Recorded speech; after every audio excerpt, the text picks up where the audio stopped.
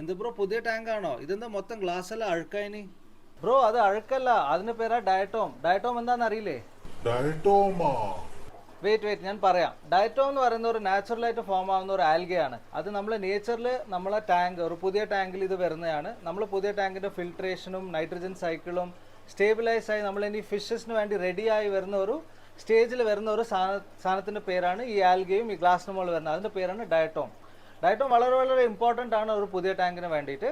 അതേപോലെ പഴയ ടാങ്കിൽ ഇത് വന്നാൽ വളരെ മോശമാണ്. എന്താ വെച്ചാൽ നമ്മൾ ടാങ്കിൽ ഫിൽട്രേഷൻ എന്തെങ്കിലും പ്രശ്നം ഉണ്ടാവും, ഇല്ലെങ്കിൽ ഫോസ്ഫേറ്റ് ലെവൽ കൂടിയിട്ടുണ്ടാവും, ഇല്ലെങ്കിൽ നമ്മളെ ഫിഷസ് നമ്മൾ കുറേ കൂടുതൽ ഫുഡ് കൊടുക്കുന്നത് കൊണ്ട് ഈ പ്രോബ്ലം വരാം. അതിൽ ഭയങ്കര ഒരു പ്രശ്നമാണ്. പക്ഷേ പുതിയ ടാങ്കിൽ ഇത് വന്നാൽ വളരെ നല്ലതാണ്. നമ്മൾ ടാങ്കിൽ ഇപ്പോൾ ഫിഷ് ആഡ് ചെയ്യേണ്ട ഒരു സ്റ്റേജ് എത്തിക്കഴിഞ്ഞൊരു സൈനാണത്.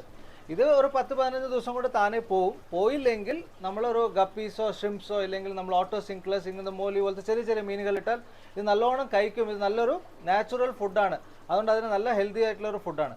അപ്പോൾ ഡയറ്റോം എന്താണ് മനസ്സിലായെന്ന് വിചാരിക്കുന്നു. ഇങ്ങനത്തെ ഇമ്പോർട്ടൻറ്റ് ഇൻഫർമേഷൻസ് ഫിഷ് ഷോപ്പിനെ പറ്റി വേണമെന്നുണ്ടെങ്കിൽ നമ്മുടെ ചാനൽ ഡെഫിനറ്റ്ലി ഫോളോ ചെയ്യുക. ഇനി ഒരു വീഡിയോ വരുന്നവർക്കും ബൈ.